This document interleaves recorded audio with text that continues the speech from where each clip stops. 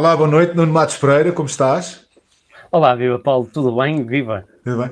O Nuno Matos Pereira é o primeiro amigo que o Contra a Cultura teve e também o primeiro escriba que tivemos o prazer de receber nas páginas do Contra a Cultura. É líder distrital do ADN do Porto, não é? Distrito do Sim, Porto. sim, sim. E já uma vez tive o prazer de termos uma conversa que há coisa de ano e meio, já assim, há um tempo. Vamos voltar a conversar aqui durante um tempinho e começar, talvez por aquilo em que eu sou mais ignorante e que tu me vais ajudar, Nuno, que é a realidade política portuguesa, e falares um bocadinho do trajeto do ADN desde a última vez que falámos. O que é que tem acontecido e como é que o partido se tem desenvolvido. Toda a gente sabe, eu sou eleitor do ADN, portanto tenho algum interesse em saber, e acho que a audiência do Contra também. Fala um bocadinho, por favor, sobre o teu partido. Perfeito, Paulo. Antes de mais deixa-me-te agradecer mais uma vez este convite, que é a segunda vez que estou nesta casa, e que efetivamente da primeira vez foi histórica, digamos assim, porque acabamos por ter recortes no Ricardo Araújo Pereira, que as nossas histórias foram bastante interessantes pelos vistos. O que é certo é que foi cerca de 1 hora de conversações e os cortes foram aquilo que lhes interessou. O que é certo claro. O que é certo é que nós temos sempre aqui temas bastante interessantes. É sempre um orgulho voltar, como te disse, a esta casa, porque tu sabes que eu tenho uma grande necessidade, já te tinha dito isso da primeira vez que cá estive, tenho uma grande necessidade de extravasar aqueles assuntos que alguns chamam que são teorias, mas que a gente depois traz com factualidades, e elas têm-se vindo a rever ao longo do tempo. Trabalhar deste ano e meio que tu me estás a perguntar, efetivamente, tu fostes um dos que nos catapultaste, que eu posso dizer dessa forma, porque foi das últimas vezes que a comunicação, efetivamente, para nos satirizar, a comunicação social, catapultou-nos para uma eleição de 100 mil votos a nível nacional.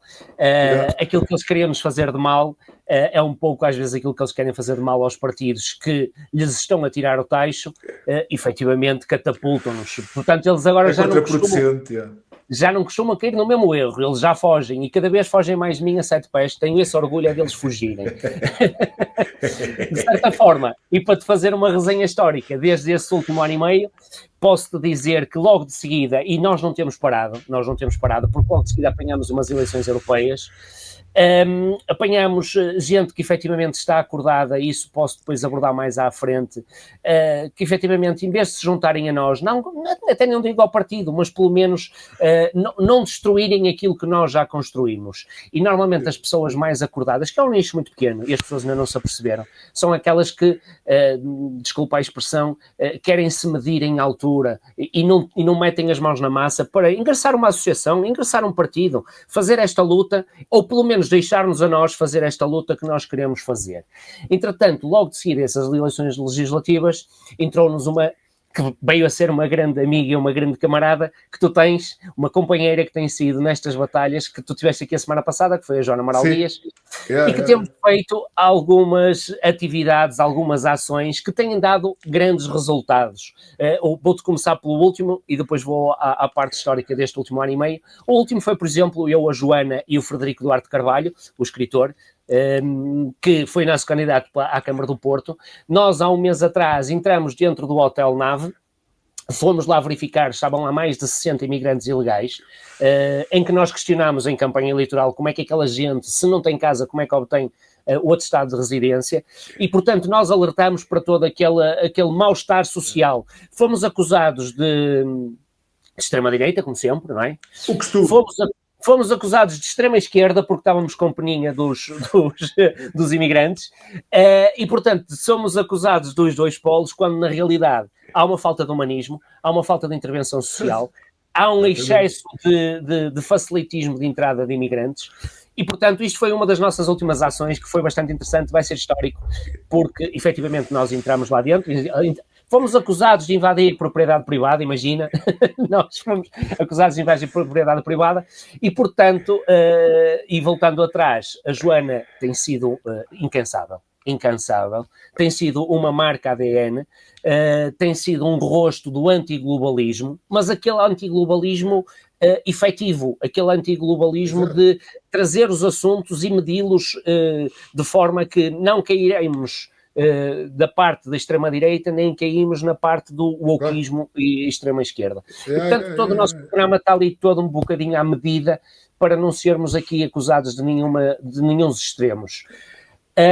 Sim, deixa-me só dizer-te isto. Uma das coisas, logo com a conversa que eu tive com a Joana, foi logo um dos primeiros temas, é que nós hoje falarmos em direita ou esquerda, na verdade, já não significa nada, porque as preocupações que eu partilho com a ADN e eu vejo que vocês lutam, combatem em nome dessas preocupações, não tem nada, antecedem a ideologia, tem a ver com a dignidade humana, pá, e tem a ver com o bom senso, e tem a ver com o sentido ético das coisas, que a política vem depois, quer dizer, isto da esquerda e da direita, na terceira década do século XXI, pá, sinceramente, já não me diz nada, acho que não é por aí.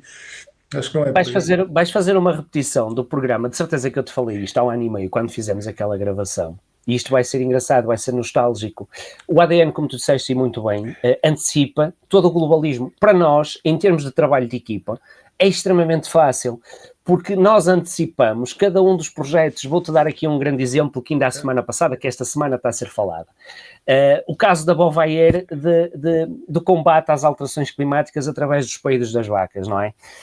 Se tu reparares, nós há 1 ano atrás tínhamos um cartaz da vaca, não é? Que foi até o Ricardo Araújo Pereira também, e nós já estávamos a antecipar as taxas de 40 euros que cada vaca tinha de pagar e as taxas de metano das vacas. Entretanto, veio o tal adubo, digamos assim, para juntar ao feno que as vacas comem e na realidade as vacas basicamente estão a matá-las. Foi obrigatório a partir de dia 1 de outubro e a partir de 15 de outubro metade das vacas já tinham ido à vida, as vacas estavam a tombar, algumas a desmaiar. E portanto, nós antecipamos e depois isto é uma curte e depois percebes que além de nós estarmos a lutar por uma parte social e de antecipação, para nós também, e eu falo principalmente por mim, porque eu não estou atrás disto para tentar ter nenhuma rentabilidade financeira, nem política. Eu neste momento, Paulo, estou diferente do que estava há 1 ano e meio. Há 1 ano e meio estava mais ansioso, mais, como é que se diz, de correr atrás da bolota. Não, neste momento estou numa fase mais tranquila, de perceber e de trazer aos nossos elementos que estão no ADN, mostrar-lhes tranquilidade e mostrar que a agenda está imposta, a agenda está, as cartas estão na mesa, a gente só tem é que jogar conforme elas vão pintando. Isto para quê? Para retirar algum estado de ansiedade a algumas pessoas novas. Sabes que algumas estão agora a tomar a pílula vermelha, como se costuma dizer, e portanto chegam com um grande estado de ansiedade e às vezes até nos acusam, vocês deviam de falar nisto. Olha, hoje tive uma situação no Facebook que era, vocês deviam de falar no CBDC. Paulo, eu devia de falar no CBDC. Eu fui dos que escrevi um artigo que está no teu Contracultura. Exatamente. De 2023, deve ser dos artigos que eu tenho essa noção mais lidos, ou muito lidos de certeza no Contracultura. Sim, sem dúvida. E eu partilhei, e a senhora disse-me assim, mas nós devíamos de ir para a rua por causa do Eurodigital. E eu disse-lhe a ela, olha, devíamos ir para a rua por causa do Eurodigital, por causa das minas do Barroso, por causa dos painéis solares do Sofia, por causa do atentado também em Montemoro Novo que estão a cortar os sobreiros, devíamos ir para a rua.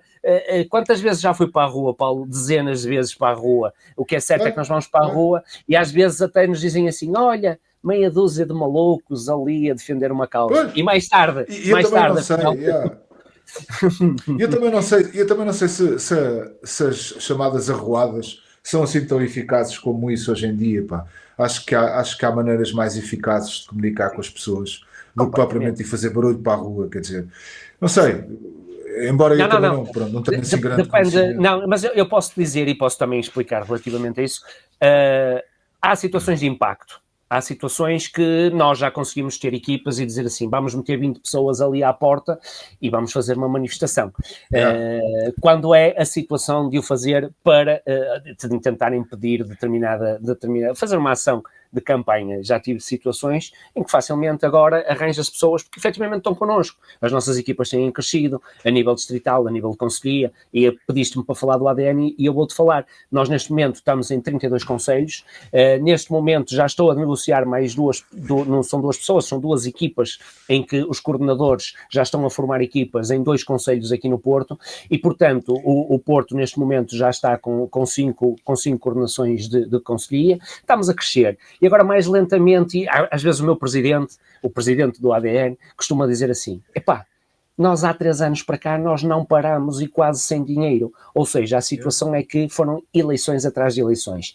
Para um partido pequeno, conseguir fazer esta estabilidade foi extremamente desgastante.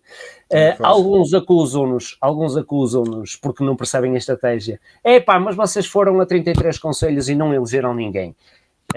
Nós não estávamos preocupados em eleger, nós estávamos preocupados em fazer equipas, porque claro que se elegêssemos, mas eleger numa freguesia, eleger numa variação, numa Assembleia Municipal, era esses os nossos objetivos, não vou esconder, só que efetivamente a nossa campanha já estava ganha antes de ir às eleições, que era aparecer... criar estrutura, não é? Criar estrutura. Claro. E foi isto que aconteceu neste último ano e meio. Vocês até aqui em Sesimbra, eu agora vim viver para Sesimbra e reparei que nas autárquicas vocês tinham candidatos. Temos candidato em Sesimbra. Sim, temos candidato em Sesimbra. Concorreu em Sesimbra. Seixal, Sesimbra, eu não sou muito conhecedor dos Almada não fomos, mas essas duas acho que foram. Não, mas já é, para chegarem a Sesimbra já quer dizer que a coisa está a correr bem em termos de crescimento da estrutura, porque Sesimbra é um concelho pequeno. Antes da Iniciativa Liberal e o PAN e mesmo o próprio Chega não concorreram tanto. Atenção que isto, como o ADN, é a primeira vez com este nome que nós estamos a concorrer a umas eleições autárquicas. E mesmo para eleger numa primeira fase, agora as equipas estão formadas, nós agora vamos trabalhar para as autárquicas para daqui a 4 anos. E, portanto, as pessoas que já... E sabes que é muito tirando a parte... Porque às vezes há aqui pessoas que acham que o ADN, que é uma prateleira ou uma montra, ou que vai ser uma montra para alguns, acaba por não ser, que nós depois já podemos falar nisso, e nesse caso flagrante que aconteceu a semana passada. Mas na realidade, quem vem para o ADN muito dificilmente sai. Ou seja, se tiveres a parte ideológica, a parte programática e perceberes o que é o antiglobalismo, muito difícil as pessoas saem. Porque na realidade estamos aqui a trabalhar em equipa e depois precisamos de contactos e depois percebemos que para a frente, e eu cada vez percebo isso ao longo destes últimos 3 anos, ficas com conhecimentos de médicos, ficas com conhecimentos de professores, ficas com conhecimentos de enfermeiros e depois são pessoas que te dão a informação e tu dizes assim, não, estou relaxado que esta informação é fidedigna, não vou vacinar agora os meus filhos para o HPV, para o papilomavírus humano. Sabes essa história, não sabes? Porque o meu filho pode apanhar cancro do colo do outro, não é? Isto é uma coisa. Mas estás nunca a perceber. Acaba, cada escavadela, cada minhoca, meu fogo. Não, eles querem-nos mesmo envenenar e matar e o diabo, meu. É o programa, meu. Não há nada a fazer. Não há nada a fazer. O programa está cá. Olha, hoje, não sei se sabes hoje, sobre um ex alto quadro da Pfizer, veio dizer, repara, não houve pandemia nenhuma, isto foi mesmo um programa para matar 17 milhões de pessoas.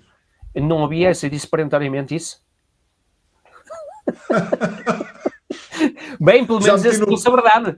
Não é? No Contra a Cultura não tem nada, mas meti no blog, agora há umas horas atrás, meti no blog, o homem aparece a falar e diz exatamente isto que eu estou a dizer. Paulo, não houve pandemia, foi um programa... Mas para a desilusão, Paulo, então agora vou trazer e sabes que eu sou um estudioso desta parte. Aliás, eu fiz um estudo relativamente à mortalidade nacional desde 2014 a 2024, que eu estou a tirar um mestrado e isso foi uma das disciplinas e é bastante interessante, eu vou-te enviar. Estou com dificuldades em que alguém publique, na escola não quiseram publicar, disseram que estava um bocadinho enviesado. Estava um bocadinho enviesado. Estás à espera de quê? Chuta! Eu depois vou-te mandar. Mas isto para dizer o quê? Sabes que eu tenho sido, nesse estudo, por exemplo, falo efetivamente que a compra do Remdesivir com conjunção dos ventiladores foi problemático como protocolo de tratamento, coisa que nunca nenhum médico em Portugal quis dizer isto, mas há médicos que efetivamente sabem que isto aconteceu. O protocolo com Remdesivir basicamente não fazia nada para as pessoas que tinham a tal gripe Covid, o que deu um grande salto na mortalidade em janeiro de 2021. Mas isso era uma história muito longa, depois vou-te mandar o estudo. Mas relativamente a isso, infelizmente para nós que queremos trazer informação às pessoas, nem que venha o Alberto Burla dizer exatamente essas palavras que tu disseste, a dizer, não, isto foi um teste, isto foi... Vocês foram cobaias e, portanto, vocês levaram um chumbo. Paulo, eu ando com o relatório de excesso de mortalidade desde 2021, com o relatório de reações adversas da própria Pfizer desde 2021. Sim, os números existem e estão lá e não mentem. Os números não mentem. A Vaers tem os números, a Euromomo tem os números. Portanto, os números estão todos lá. E, efetivamente, consegue-se verificar. As pessoas continuam a negar. E repara, eu que fui sempre um negacionista, acusado de negacionismo, quem agora nega são as pessoas que efetivamente lhes custa confrontar. Os negacionistas são eles, podes crer. Sim. Agora temos aqui outros temas. Temos aqui N de temas que efetivamente a agenda continua, como tu disseste, e o ADN, e para continuar com o ADN, vai tendo as suas dores de crescimento. Sim. Efetivamente, tivemos aqui algumas pessoas que considerávamos de confiança, algumas pessoas que, efetivamente, Paulo, eu não vou estar aqui a falar nem bem nem mal, mas às vezes tinha mais expectativa de algumas pessoas em termos de trabalho, percebes? Porque parece que não, eu se for a ver, eu dou 3, 4 horas por dia a isto, todos os dias, percebes? E, portanto, há pessoas que só vêm sentar, digamos, o seu cozinho na cadeira e à espera de... Então vocês não fizeram? Aqui somos todos voluntários. O único que não foi voluntário, que agora é público, mas não foi voluntária, porque efetivamente foi censurada, foi a Joana, e isso é transparente. Nós assumimos, os órgãos sociais assumiram este custo, porque efetivamente a Joana, a determinada altura... Mas explica-me lá, eu ainda não percebi aqui uma coisa. Se eu bem entendo, e corrija-me se eu estiver aqui errado, o ADN vai pagar... algum dinheiro à Joana como candidata do ADN à presidência da República. Não. É isso? Não. Então não. O que é? Então o que é que... É que se fosse ADN... isso eu não vejo qual é o mal. Eu não vejo qual é o mal disso, mas podia ser visto ou ser analisado dessa forma, porque repara uma coisa, se assim fosse, 6 meses, 20 mil euros... para uma candidatura à presidência da República. Mas qual é? Que eu não percebo qual é o drama. Não. E aliás, posso dizer, a Joana vem ao Porto, vai a Coimbra, vai para Lisboa, representa o ADN para cima e para baixo, portanto, não havia qualquer tipo de problema. O problema aqui é que quem quis denunciar isto para já, e eu considero pessoalmente, atenção que não estou a falar agora como ADN, eu pessoalmente considero uma autêntica facada nas costas, percebes? Isto porquê? Porque nós analisamos isto em comissão política, Paulo. Falamos em comissão política, aquilo que nos foi colocado na mesa é, meus amigos, a partir desta data, a Joana ficou sem qualquer rendimento de 3 televisões. Foi da TVI, da CNN, do Sol e do podcast que ela tinha. Foi tudo ao mesmo tempo. A Joana tem aqui os recibos. Estão a ver aqui os recibos, claro que não vos vou falar dos recibos do valor, mas posso dizer que o próprio valor dos 4 mil euros estava muito longe daquilo que a Joana ia perder. Estás a perceber? Portanto, acordámos em órgãos sociais e como é uma decisão de peso, levámos ao Conselho Nacional. Estamos a falar de cerca de 20 pessoas no Conselho Nacional. Toda a gente disse, estamos à entrada das autárquicas, se não tivermos a nossa maior cara a disponibilizar-se pelo ADN, vamos perder muito. Entre estares a fazer campanhas de panfletos, de outdoors e etc., não, vamos fornecer capacidades e vamos apoiar nesta hora de dificuldade que efetivamente a censura existe. Não há nenhum partido que sofra mais censura do que o ADN, não tenhas dúvida. Paulo, quando te digo que os jornais fogem de mim, os meus comunicados não entram, é efetivamente verdade. E a situação ficou-se assim. Isto está há meses.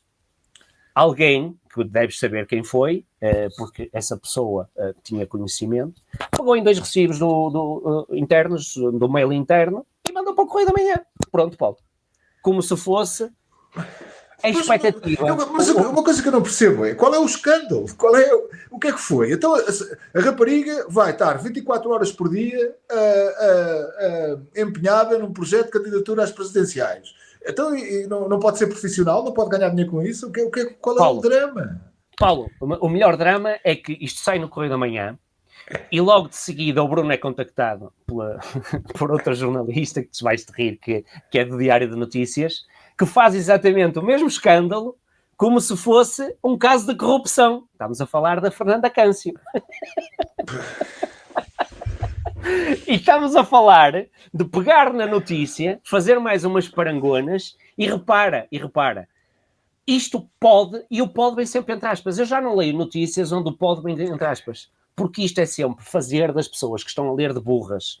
Não há qualquer tipo de ilegalidade, há efetivamente uma compensação, não é avença, porque isto não são mensalidades, há uma compensação pelo trabalho que ela está a desempenhar, e portanto não vejo qualquer tipo de problema. Melhor, não escondemos ninguém, e até te posso adiantar, se fosse para esconder de alguma coisa, nunca ia no geral, onde a própria pessoa que pegou naquilo, estás a perceber, foi trazer.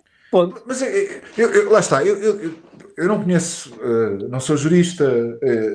Eu também, Paulo, desculpa, por dizeres não sou jurista, eu também tenho que estar com algum cuidado na linguagem, porque esta gente é rata, percebes? Eu não posso... Sim. Eu só te posso dizer o seguinte, isto foi à Comissão Política, foi falado na Comissão Política, foi ao Conselho Nacional, está em ata, ok? E foi decidido. Pronto.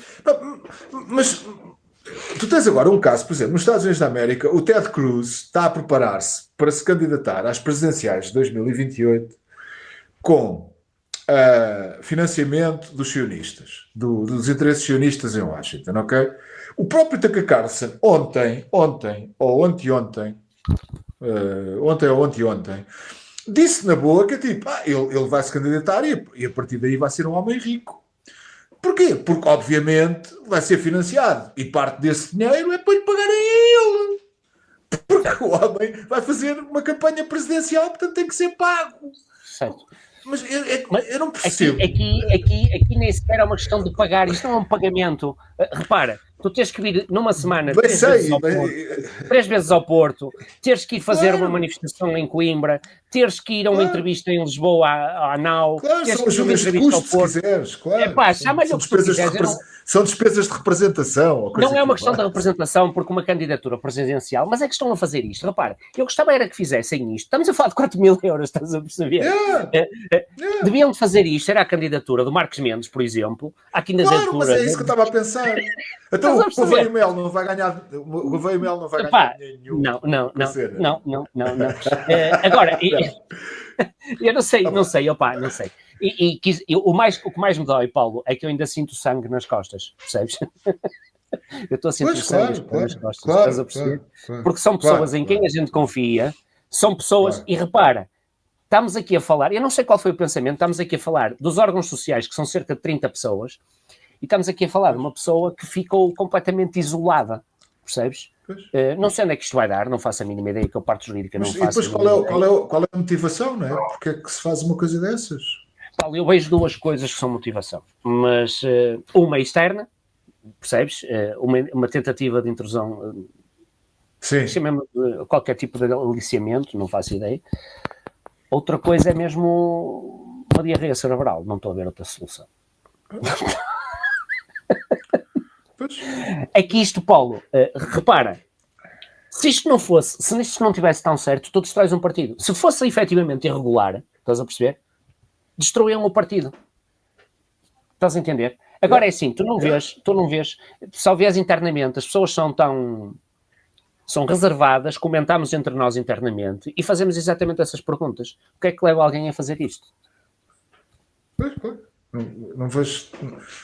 É o que tu disse, talvez alguma influência externa para porque repara, nós temos reuniões regulares, eu próprio, que pertenço à Comissão Política, dizia assim, meus amigos, amanhã quero uma reunião de urgência, ou daqui por 2, 3 dias, quero toda a gente aqui, vamos reunir de urgência.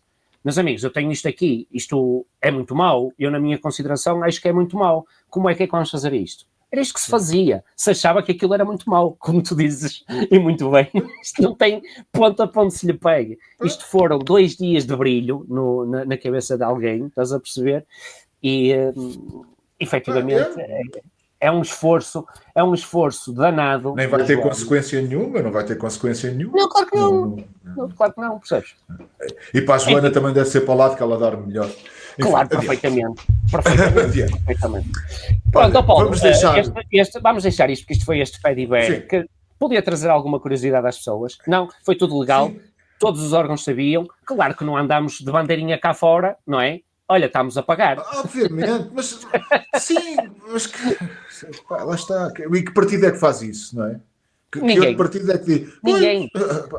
Paulo, eu vou-te dizer, no dia que o ADN tiver algum tipo de irregularidade, esquece subvenção, os cortes vão ser imediatos, nós vamos logo para o canto, não tenhas qualquer tipo de dúvida. Claro. Nós temos um cuidado contabilístico enorme com isto, muito grande. Aliás, até te posso adiantar outra coisa. Nem o próprio presidente, nós só temos uma funcionária que está na sede em Lisboa, desculpa. Nem o próprio presidente ganha dinheiro. Pá, umas despesas às vezes de gasolina, que o homem anda para cima e para baixo, nem o próprio presidente ganha dinheiro, percebes? É de uma infantilidade. Aliás, depois o balancete saiu para a rua, o balancete de 2024, houve alguém que disse assim, isto é impossível vocês terem tão poucas rúbricas na conta, terem gasto tão poucas rúbricas na conta. Não, gastamos só isso. É isso que lhes dói. É isso que lhes dói. Percebes? Eles pensavam que tinham de ter ali umas contas para andar ali a escabulhar nomes, etc. Não, aquilo são para em 20 linhas, estás a perceber?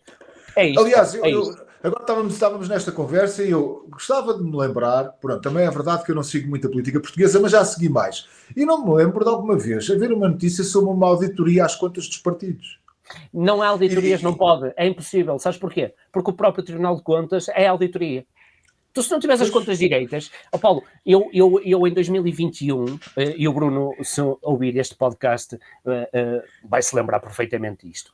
O Bruno, quando nós começámos a receber a subvenção, o Bruno ligou-me e disse-me, Nuno, quando fizemos, que eu não pertencia ao ADN em 2021, quando fizemos uma coligação em 2021, tem aqui um problema de uma fatura de 50 euros, de uns panfletos, sabes onde é que isto está e tal? Acabamos por encontrar aquilo. De 2021, isto porquê? Porque se tu não fechas as contas direitas, o partido fecha. Exatamente aquilo que aconteceu com o Ergt, estás a perceber? É que depois tu deixas passar ao longo do tempo, e se o Tribunal de Contas te vem pedir coisas de 2022, sabes que os partidos têm um problema, é que vão mudando muito de pessoas. Felizmente o ADN não. Felizmente o ADN tem uma concentração de pessoas, vai-se cimentando, e portanto as coisas, as peças vão se encaixando. E depois, mesmo nas próprias eleições, que o Bruno neste aspecto e a parte contabilística tem muita experiência, por exemplo, nós fizemos esta campanha toda eleitoral, e para as pessoas saberem, nós fizemos exatamente a que o mandatário nacional e a central de compra, basicamente era uma central em Lisboa que distribuía. Porque se fosse localmente, cada um fazer compras, acaba sempre por dar uma complicação enorme, estás a perceber? E, portanto, as coisas funcionaram muito direitinho, que é para a gente não ter qualquer tipo de problemas. Estás a entender? Ok. Então, diz-me lá uma coisa. Como é que tu vês, agora só para terminarmos aqui o assunto da atualidade política portuguesa, como é que tu vês a evolução política nacional, esta história, por exemplo, de como é que se o PSD, há muita gente que acredita, eu não, que o PSD está a tentar governar para agradar ao eleitorado do Chega e tal. O que é que tu achas? Não, é uma falácia. Paulo, vou-te dizer os 2 mandatos do Montenegro, que isto já são 2 mandatos. Foi um de 11 meses e este é o segundo. Se tu reparares, e as pessoas depois que vão estar a ouvir vão dizer assim, lá estão os gajos do ADN a atacar o Chega. Eu não ataco, eu trago factos. E na realidade, tu tiveste, na primeira legislatura do Montenegro, tu tiveste o Chega a votar ao lado do PS em 75% das propostas. E quando quem acompanha mais o Parlamento, e para tu veres aquelas propostas basicamente impostas pela União Europeia, uma vez votas tu, outra vez vota tu, e aquilo basicamente, por isso é que a gente costuma chamar o PUAR, que é o Partido Único da Assembleia da República, e eles vão se encaixando. Aqui não, já nesta segunda legislatura já há mais uma legitimidade de o Chega se mostrar. Porque aqui as pessoas já estão mais atentas, porque o PSD ou vai com o PS ou vai com o Chega. Estás a perceber? O ano passado foi mais, o PS vai que chega, o PS vai que chega, estás a perceber? E as coisas não iam passando, ou eles iam ajeitando de um lado e do outro para elas passarem. Este ano já é mais evidente. Estou numa expectativa muito grande, por causa principalmente desta legislação sobre a imigração. Fica muito aquém daquilo que devia... que o Chega também quer, sejamos sinceros, sim. Mas a gente ainda quer mais do que aquilo que o Chega quer. Muito possivelmente foi ali um bocado apertado pelo PSD e teve de baixar um bocadinho a fasquia. O que é certo é que este ginga-joga de vai agora ao Presidente, bem outra vez, agora o PS mete esta, portanto, esta inconstitucionalidade, eles chamam inconstitucionalidade, e meteu este bloqueio legislativo. Desconfio deles todos. Paulo, desconfio deles todos. Porque eu acho que isto é um joga-joga. É que enquanto tu jogas, eles continuam a entrar. Continuam a pedir atestados de residência. Mas é isso. É tal e qual isso que eu acho. É isso mesmo que eu acho. Aliás, logo quando surgiu, foi o ano passado, salvo erro, ou no princípio deste ano, quando surgiu a conversa sobre a lei da imigração, de ser revista a lei da imigração, deu-me logo, e depois acabou com o Presidente, com o Marcelo a votar e não sei o quê, deu-me logo a sensação, para te ser franco, que o PSD já sabia que o Marcelo Rebelo de Sousa ia chumbar a coisa, percebes? Deu-me logo essa sensação. Sim. Eles andam a brincar, andam a enganar. Eu também acho. E repara, conseguem manter o eleitorado do Chega entretido porque dá aquele pomposo, não, anti-imigração, remigração, mas tu não vês ninguém ir embora. Aliás, tu viste ainda hoje vistes as notícias, e são pródigas disso, aquelas duas senhoras, portanto, da Unidade de Saúde, que afinal passavam os documentos para os inscrever na Segurança Social, e depois veio-se a descobrir que estavam 500 com a mesma morada. Repara, Paulo, isto foi na minha campanha eleitoral, nas autárquicas foi, vamos atrás das emissões dos atestados de residência e vamos atrás de quem testemunha os atestados de residência. Tu com 10 paus chegas à junta e fez, olha, o senhor mora ali, não há problema nenhum. O que é certo é que eles não moram naquelas casas. E depois é assim, é inconcebível, e não vamos inocentar aqui as secretárias das juntas, nem os presidentes de junta, porque se tu tens 500 atestados de residência para a mesma morada, por amor de Deus, aquilo até deve cansar o dedo, não é? Claro, as pessoas não lhes podem dar uma amnésia para não saber que são 500 para aquele sítio. Claro. É incomportável. Isso foi uma das nossas bandeiras da campanha eleitoral, foi a fiscalização dos atestados de residência. Fomos super censurados na mesma, mas vamos continuar a nossa luta, isso não há problema nenhum. Pois, claro, tem que ser, não é? Tem, porque não há outra forma. E depois vou-te dizer mesmo, eu apanho muitas pessoas aqui dentro no ADN que nunca tiveram na política e depois entrando ficam com aquele bichinho e eu já não começo a ter mãos porque as pessoas começam, não vamos fazer isto, não vamos fazer aquilo, não vamos fazer isto, não vamos fazer aquilo, não vamos agora a Barroso, vamos agora fazer e vamos reunir com a ABC, não te vou dizer as coisas aqui em concreto que é que elas são, porque senão os outros vêm já ouvir as nossas estratégias. Mas temos aqui muitos casos de coisas mais factuais. A própria migração é um problema que nós estamos a tentar debater. Aqui em Gaia temos o problema também do TGV e portanto, que vai atravessar aqui e vai destruir 135 casas e empresas, principalmente as empresas, é um crime as empresas que vão abaixo. É outro dos casos que estamos aqui a debater, aqui mais localmente, mas quem entra sente-se incentivado agora a contribuir. As pessoas que estão a ficar cansadas de estar sentadas no sofá e dizem, vamos entrar numa equipa, pelo menos, de ter algum contributo social para ver se a gente consegue mudar isto de alguma forma. Mesmo não estando nas estruturas, portanto, de governativas, nem juntas de freguesia, nem de assembleias, nem câmaras, de qualquer das formas as pessoas já sentem que conseguem, através de um associativismo, partidarismo, ter alguma intervenção social dentro das suas comunidades. É isso que me deixa feliz, percebes? É lento, é difícil porque a comunicação social bloqueia, mas o passo-a-palavra tem funcionado muito bem. Muito bem. Ok, vamos falar um bocadinho de política internacional. Eu hoje, nem de propósito, eu queria falar contigo sobre esta história da Rússia e estava a ver uma notícia que saiu acho que no Telegraph, ontem, ou coisa que vale, que um relatório interno do governo britânico descobriu que o Reino Unido neste momento não tem. A defesa antimíssil não tem do território. Capacidade operacional de atacar seja quem for, não tem.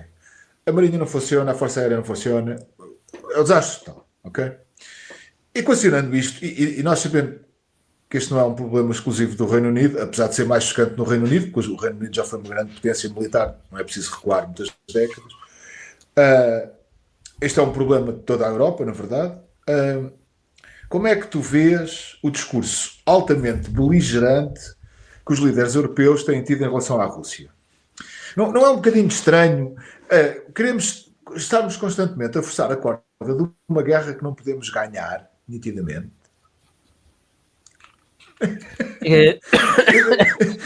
Não, deixa-me dizer, o alimento do Durão Barroso, ainda ontem numa das notícias, pelos vistos ele já saiu da Aliança para as Vacinas e agora deve estar na Aliança para o Armamento. Aliança para o Armamento. O gajo, ele realmente no filão. Ele salta para a União Europeia, depois salta para a Goldman Sachs, depois salta para a Gavi das vacinas do Bill Gates e agora está no filão do armamento. Olha, como a Joana disse muito bem, querem saber onde está o dinheiro, procurem o Durão Barroso. Exatamente. É exatamente isso. É exatamente isso. A pergunta que tu fazes é bastante pertinente, que tem que fazer com que as pessoas pensem um pouco. Repara, e aqui há uma grande distinção, realmente, e vou falar de Portugal, mas é a mesma coisa no Reino Unido, que é aquilo que tu disseste. Portugal realmente tem que se rearmar, tem que ter forças armadas, tem que ter marinha, temos uma costa enorme que precisamos de fiscalizar, principalmente com a droga toda a entrar para aí dentro, não é? Ou seja, precisamos nos rearmar, precisamos de fazer novamente os estaleiros de Viana, precisamos de ter infraestruturas marinhas, infraestruturas aéreas, portanto, precisamos de industrialização de Portugal. Mas os 5%, eu até dava de barato os 5%, eu dava de barato os 5% se eu soubesse que eles não vão parar à BlackRock. É que os 5% que eles estão a roubar a todos os países da Europa para a suposta ajuda, apoio à Ucrânia, não é para lavar dinheiro com o lobby do armamento e estes artistas todos ganharem dinheiro, e o dinheiro ou para na NATO, ou para na Ucrânia, ou para na nova vivenda do Zelensky, já viste? Inimigos, exato. O dinheiro vai para o inimigo. Agora, eu considero a NATO, para mim a NATO é inimigo, é o meu inimigo, é meu inimigo ideológico, é meu inimigo ético, é meu inimigo moral, e eu vou pagar ao inimigo, por amor de Deus. Certo. Por amor de Deus. No outro dia estava aqui, a NATO estava aqui aí. Desculpa, deixa-me só dizer isto. A NATO estava aqui em exercícios aqui ao Largo de Sesimbra, e sinceramente o que eu senti é que estava cercado pelo inimigo. Porque estes gajos, é verdade, porque estes gajos é que me querem, é que estão a lixar a vida a toda a gente, pá. É que é hoje um braço armado. E é hoje o braço armado do aparelho globalista, transhumanista da coisa, o que eles são. E é isso que eles odeiam nos russos. O que é que eles odeiam nos russos, na verdade? Os russos serem tradicionalistas, nacionalistas, o oposto dos globalistas. Exatamente. Patriotas, de cima a baixo. Patriotas, cristãos. Agora fizeste-me lembrar que normalmente também me chamam putinista. Não é que eu defenda o regime de Putin, não, o ADN e eu. Eu sou um bocadinho mais radical do que o ADN neste aspecto, sou mais putinista, mas o ADN não. Eu sou completamente putinista, não me importa nada que me chamem putinista. Eu acho que o Putin é o grande chefe de Estado que temos. Tu tens. Não, eu gosto mais difícil do que ser Putin é ser Orban. Ok? Ser Orban ainda é mais difícil. Sim. Ainda é mais difícil ser Orban, não é? E também não é fácil ser Erdogan. É fácil porque eles agora estão metidos na NATO e a coisa vai equilibrando. Esse sabe muito. Mas esse sabe muito. Mas ser Orban é muito difícil. Eu vejo muito ideologicamente na posição do Orban. Pois é. Se não fosse difícil, não era para nós. É aquilo que a gente costuma dizer. Mas ele dá-lhes uma luta do caraças lá à malta de Bruxelas. Ainda agora com esta negociação do petróleo, com a negociação com o Trump, com o levantamento das tarifas. Vamos ver se o Trump está para aí virado. Não, vai estar para aí virado, vai. Vai, porque isso vão ser cartas para depois trocas e negociações. Falando o que estavas a falar, o Mark Rutte, os Durão Barroso, o Stoltenberg, isto é tudo uma corja. O Durão Barroso teve mesmo para ir para a NATO, mas acabou por não ir. Portanto, isto é a corja globalista de Davos, não é? E dos Bilderbergs e do fundo ali de Cascais, lá da Cabo de Cascais. E sabes que nós temos um grupo, saiu no jornal, na Lusa, fomos entrevistados pela Lusa, eu, o Frederico, o Vasco, o Rui, que somos a parte de coordenação da Distrital do Porto, com as respectivas conselheiras e a respectiva equipa, e nós reunimos no Guindalense. Se procurares Guindalense, ADN Guindalense, então tem um texto da Lusa a dizer: este é o grupo que se reúne à cara aberta, portanto, que não é às escondidas, e é o grupo que vai bater os Bilderberg. O grupo Guindalense vai combater os Bilderberg. Isto é a ideia do Frederico. O Frederico é espetacular. Lindo. O Frederico teve a ideia, chamou a Lusa, sentou-nos, meus amigos, este é o grupo que vai combater os Bilderberg. E vamos, somos tipo David contra o Golias. Opa, mas nem que não seja com uma pedra, alguma coisa a gente há de acertar. É preciso. Porque eu tenho aqui este receio, muito sinceramente, que nos levem aqui a uma situação de guerra total com a Rússia. Epá, acho que é quase inevitável neste momento. Posso dar uma dica, Paulo? Posso tentar dar uma dica? Isto pode parecer teoria de conspiração, já não te parece, porque já sabes que elas são factuais, acabam por acontecer. Eles medem. Repara, tu fazes uma publicação no Facebook a dizer assim: a Rússia vai atacar Lisboa. E tu, pelas reações, pelas visualizações, e agora com o IA, isto então dá-te relatórios limpinhos, eles medem a quantidade de população que pode efetivamente levar a que determinadas atitudes, olha, vamos atacar daquele lado porque aquilo está tudo cagado de medo e, portanto, ali não há problema nenhum. Porque se eles virem que a população não está com eles, aliás, a guerra da Ucrânia acaba a partir do momento que as pessoas dizem já chega, não vamos mandar dinheiro mais para a Ucrânia. Ok? A guerra acaba. Acredita que a guerra acaba. Porque se ninguém... Mas era bom que isso acontecesse, não é? Era bom que as pessoas começassem... eu não vou morrer, os meus filhos não vão morrer para salvaguardar as fronteiras da Ucrânia. Talvez fosse melhor ideia salvaguardar as fronteiras de Portugal. Certo. Mas mesmo assim... repara, estás a ver mesmo assim... Estou. Mas repara, se a guerra tivesse... Aliás, tu sabes, pelos Boris Files, que a guerra devia ter acabado ao fim do terceiro mês. Sim. Foi impedido pelo Boris Johnson. Ele foi lá a correr? Sim. Porque ele tinha os amigos do armamento que, isto não pode parar agora que estamos a produzir, isto tem que se vender. Portanto, o Boris Johnson impediu as primeiras negociações de paz. Criminoso do caraças, pá. Se tivessem sido feitas as negociações de paz ao fim de 3 meses de guerra, tinha morrido 5 mil, 10 mil pessoas, o que quer que seja, não era 1 milhão de pessoas, como já vai, 1 milhão de exército ucraniano, a passar, de certeza. Portanto, não tinham conquistado as 2 repúblicas, tinham congelado exatamente aquilo que o Putin tinha avisado há 1 ano. Ou vocês põem finos, ou eu vou por aí dentro, porque vocês estão a ostracizar as comunidades russas. Porque caso as pessoas não saibam, 80% de Lugansk e Donetsk são comunidades russas, eles falam russo. São russos. Estão na Ucrânia, mas são russos. E eram ostracizados, um pouco à imagem, agora vou fazer aqui uma metáfora, como Lisboa trata o Alentejo. Aqueles alentejanos e tal, mas era para pior, porque os Azov entravam dentro das lojas, roubavam, as pessoas eram ostracizadas, as escolas estavam doutrinadas como se os russos fossem nazis, e portanto, aquela geração mais nova... Não, há relatos de limpeza étnica, inclusivamente. Sim, e foram 14 mil mortos. Mil mortos em 8 anos, não é? Portanto, isto não é esconder... Quando as pessoas me veem, foi Putin que atacou a Ucrânia. Amigo, isto não é assim, eu não acordo de manhã e agora, para maluco já basta aos nossos. Mas é que o problema é que a malta come estas coisas todas como verdadeiras, e é assustador como as pessoas são manipuladas. E há tanta gente que ainda não percebeu, que o que está a dar no telejornal é uma operação psicológica, de falsidade e de transformação da realidade. faz-me a impressão que as pessoas ainda liguem, ainda consumam aquele tipo de produtos, pá, sinceramente. Olha, em 2025. Eu estou cancelado pelo Germano, estou cancelado por meio dúzia de jornalistas nas redes sociais. Às vezes sou criticado dentro do partido, é assim, pá, tu só arranjas inimigos, porque aqueles que te devem levar para passar a mensagem acabam por te cancelar. Não, mas tu que arranjas, eles são teus inimigos. Eu não consigo arranjar de outra forma. Eles são teus inimigos. Certo, mas Paulo, em termos de estratégia política, eu também tenho vindo a aprender algo, não é? E também tenho já tenho amigos jornalistas, também já me posso regozijar que já tenho amigos jornalistas. Eu não tenho as portas abertas, mas tenho amigos jornalistas. Mas isto para te dizer o quê?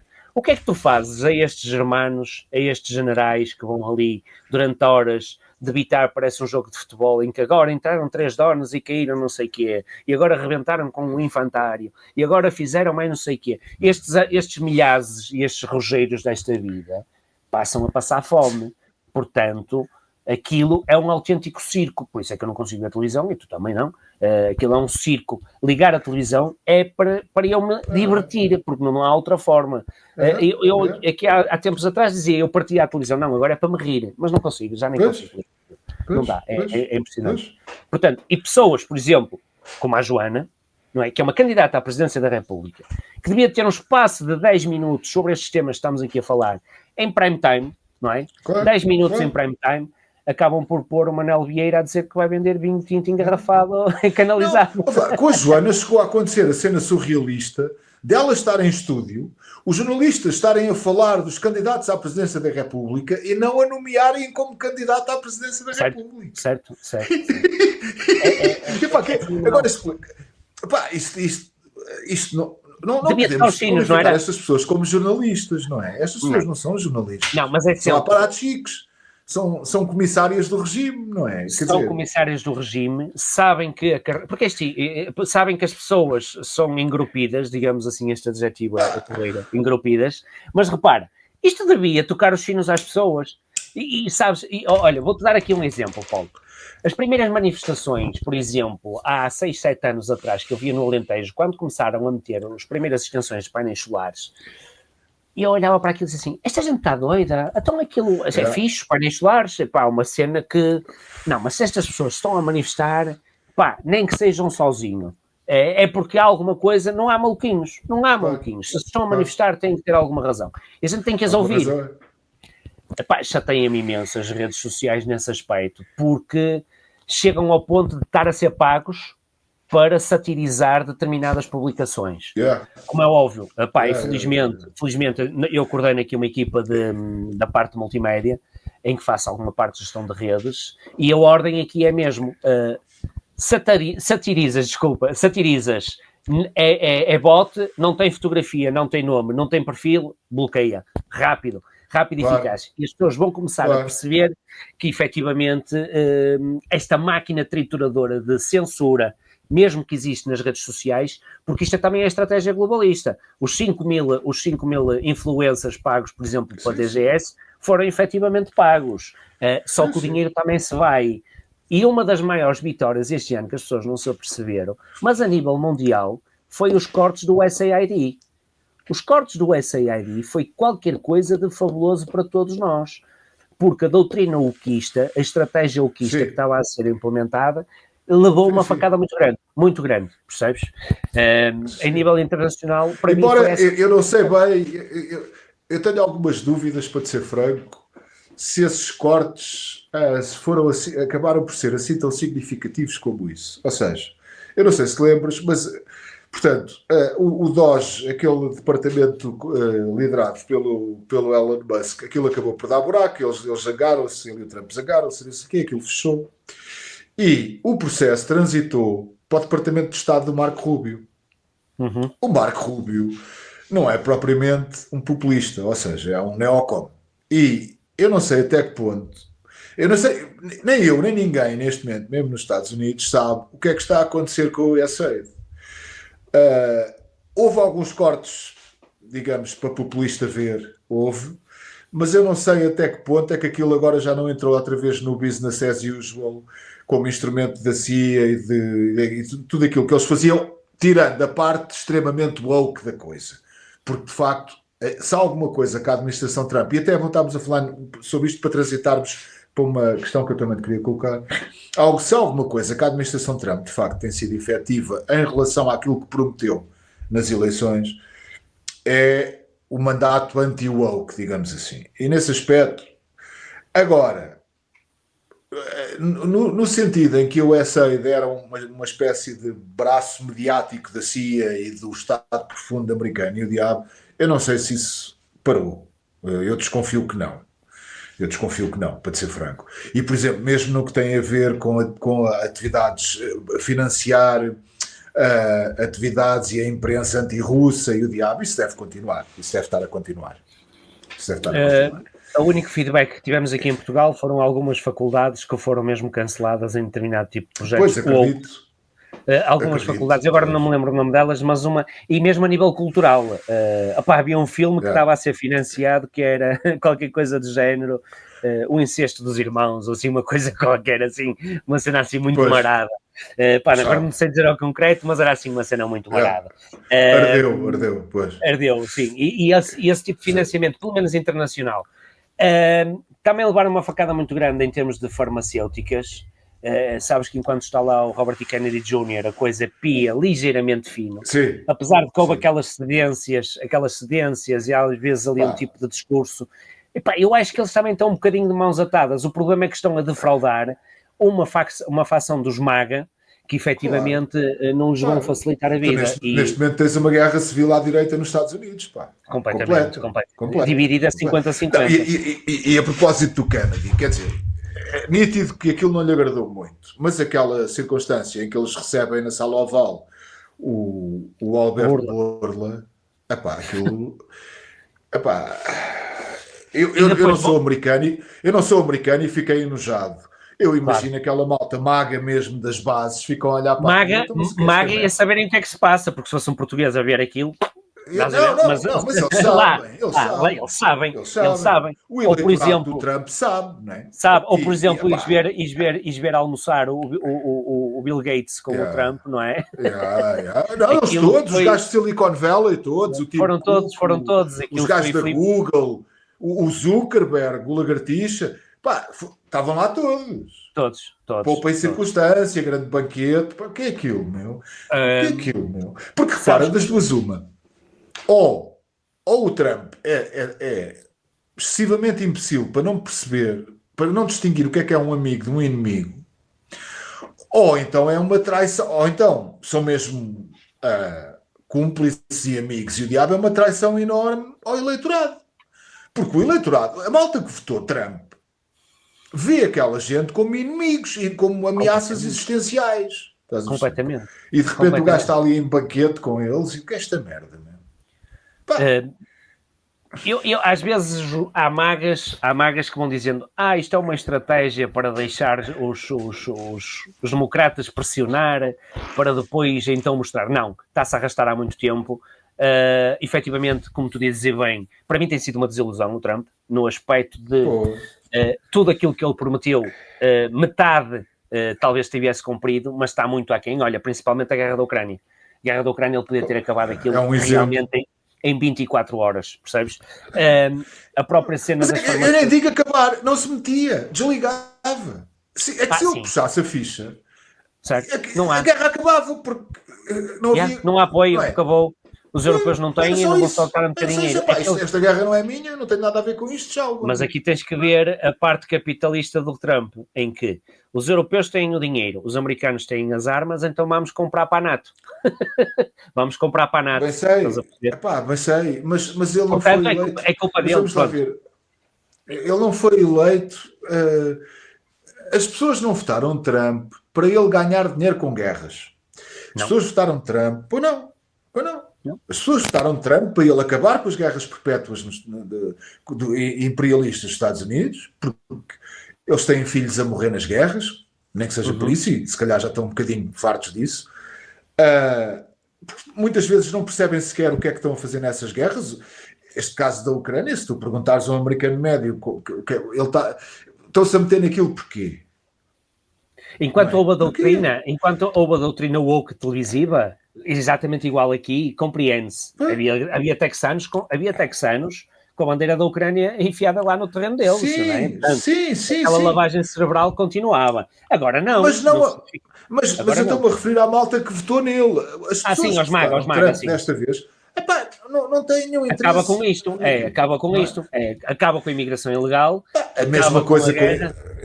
A mesma coisa em Israel, quer dizer, isto está a chegar a um ponto em que eu acho que bem mais de metade das bases populistas nos Estados Unidos já nem podem ouvir falar em Netanyahu, nem em Israel, nem em Iran. Não. Aliás, o Charlie Kirk tiraram-lhe a tosse exatamente por causa disso.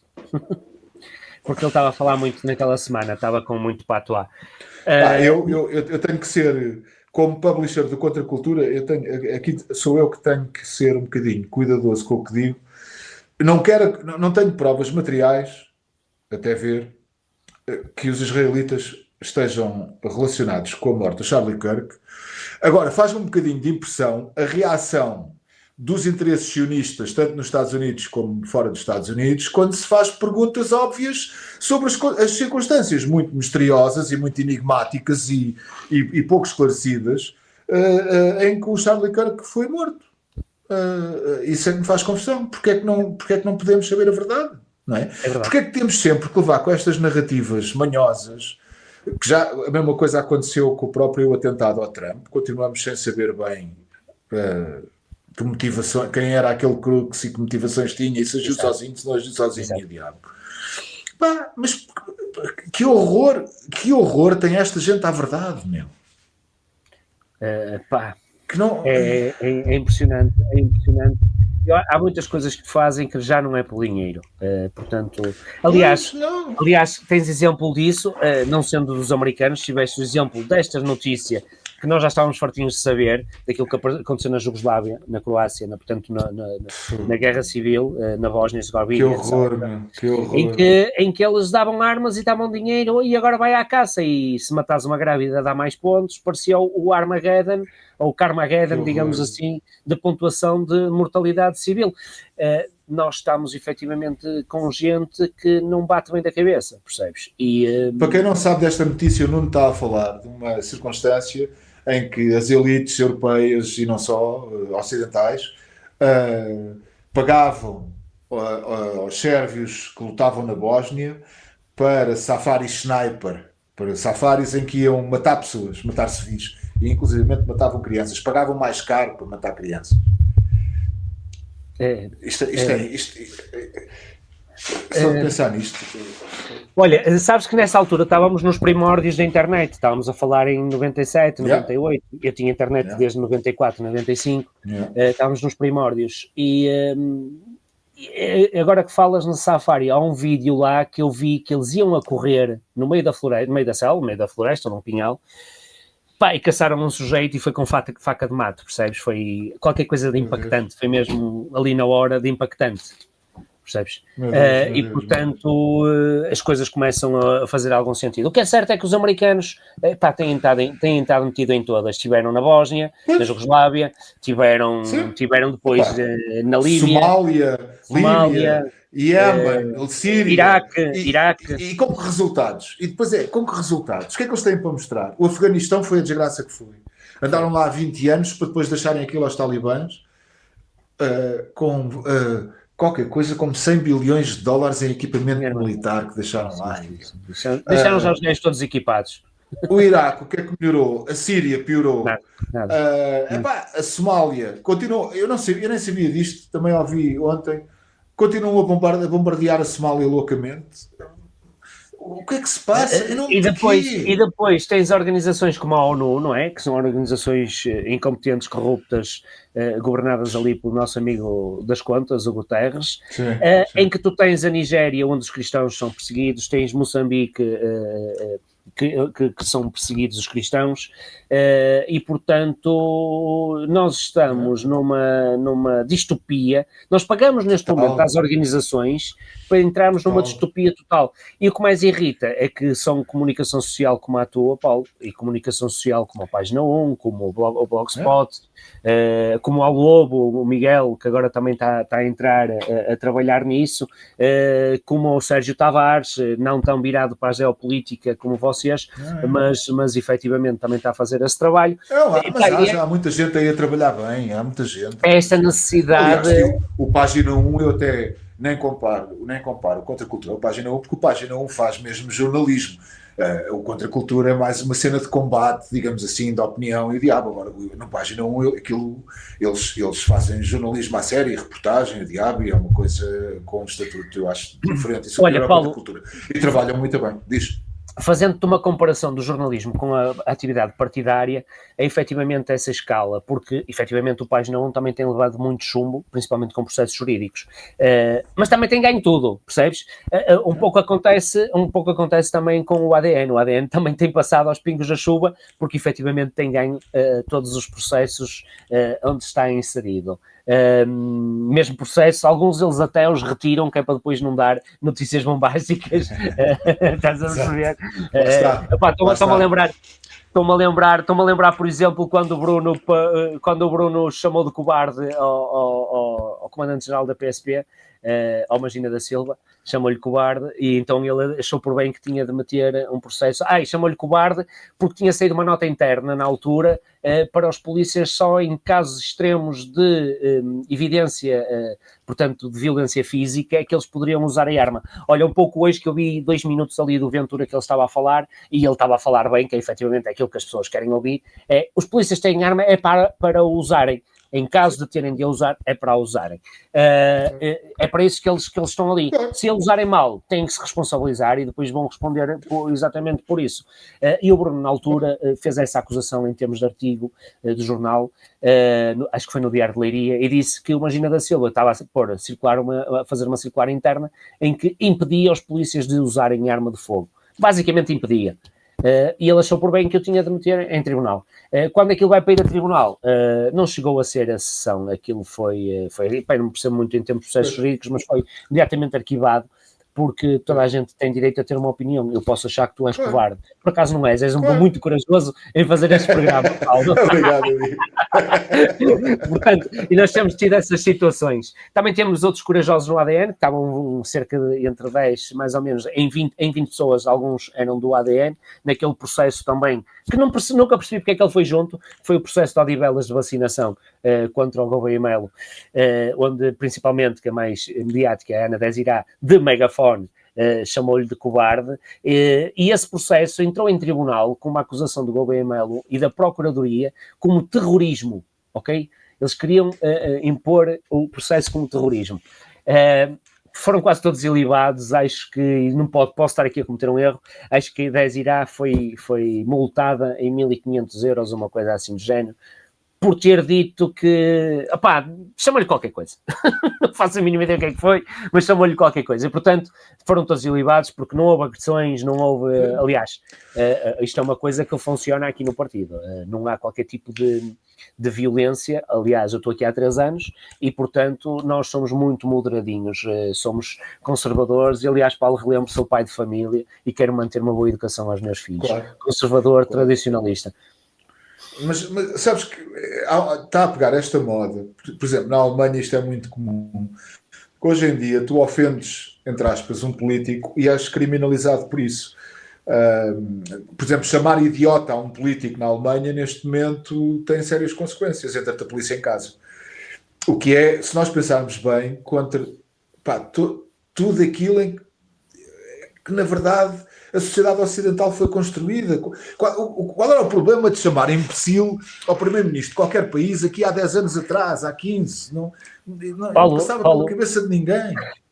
Paulo, eu considero-me um político, apesar de nunca ter estado no ativo, faço muita intervenção política, como estou a fazer aqui, não é? Exatamente.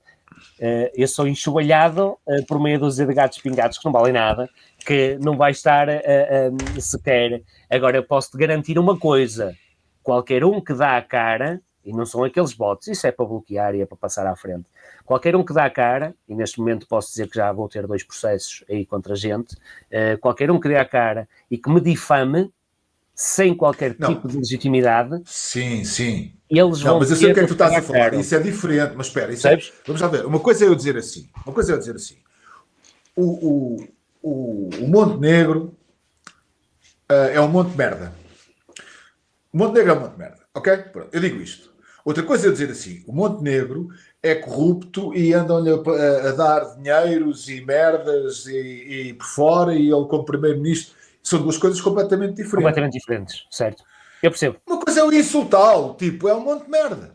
Okay? Yeah. Outra coisa é eu dizer, não, mas anda a receber dinheiro de X e Y. Sim, estás a fazer uma insinuação falsa e a acusar de uma coisa... Estou a difamar o homem. Agora a ofendê-lo, a insultá-lo por insultar, então, mas isso faz parte do discurso popular político desde sempre no Ocidente. Certo. Desde A sempre no Ocidente. A sátira. Vamos lá ver. Nós não precisamos mesmo... Exatamente, a sátira. O António, o cartunista, meteu um preservativo no nariz do João Paulo II e ninguém foi criar um processo por causa disso. Não é? Mas estamos a chegar a repara, olha, por exemplo, o Ventura vai agora responder na quinta-feira. E atenção que sabes, eu não tenho ódio ao Chega, não, é um partido como o nosso. Aliás, o Chega defende muitas causas como nós defendemos, só que somos adversários políticos. Parem de dizer o ADN devia se juntar ao Chega. Esqueçam.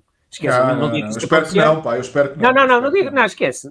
Mas olha, algumas das rupturas de 2 ou 3 pessoas que saíram daqui, as exigências eram essas, estás a perceber? Era isso. Eu disse sempre, no dia que isso acontecer, esqueçam que eu vou à minha vida e portanto, nem voto Chega. Posso-vos já dizer que se o ADN acabasse, eu não votava Chega. Portanto, posso-vos garantir isso. Sim. Eu quero ficar com a consciência tranquila, porque sei bem o que é que Chega é. Mas, na realidade, também...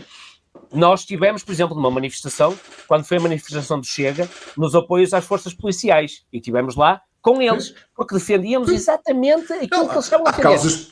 Há causas partilhadas. Completamente.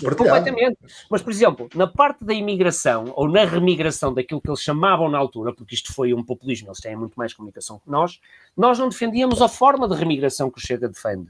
Percebes?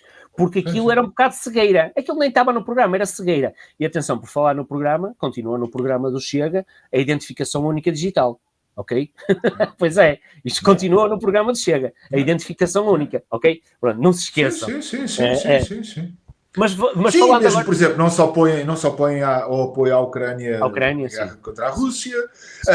Lá está, isto é assim, oficialmente, porque eu conheço pessoas do Chega que não pensam assim, atenção.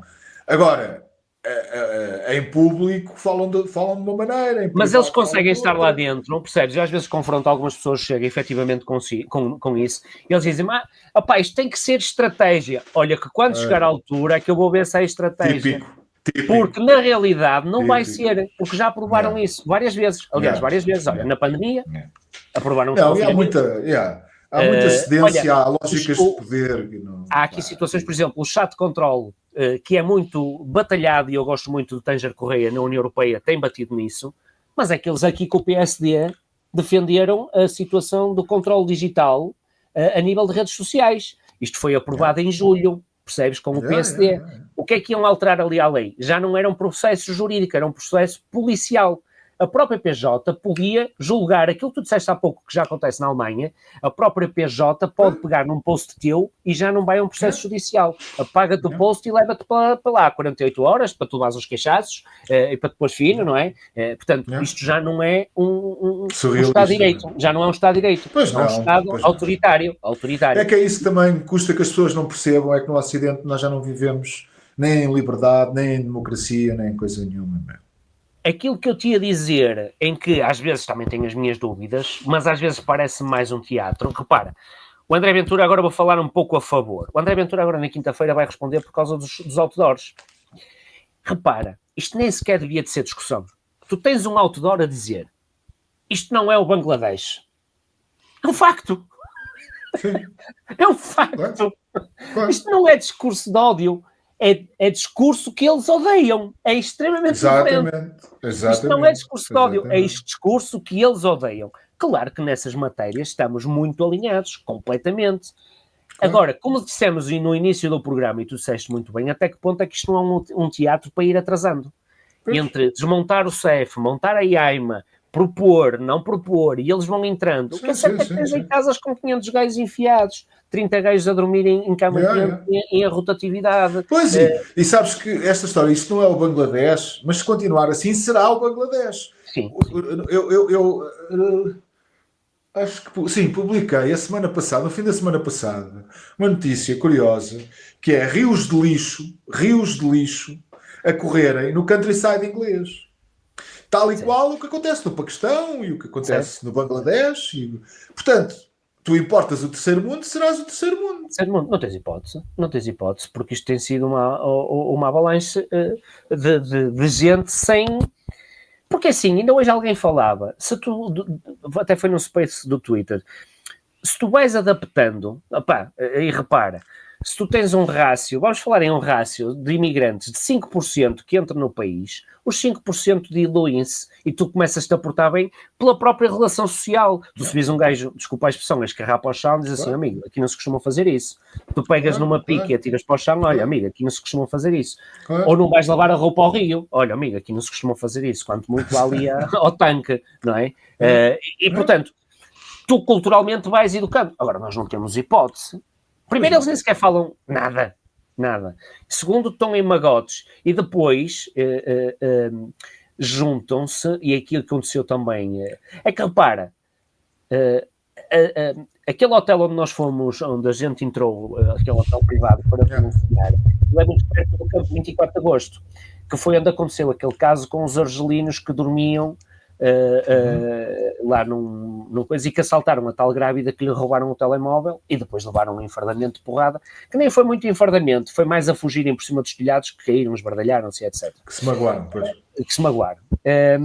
O que é certo é que quiseram logo relacionar aquilo ao 1143, estás a ver? Porque tinha logo de dar um impacto, que é xenofobia, racismo, etc. Foi o 1143. Foi nada. Quem conhece a malta do Porto, quem conhece a malta daquela zona, Paulo, é certinho.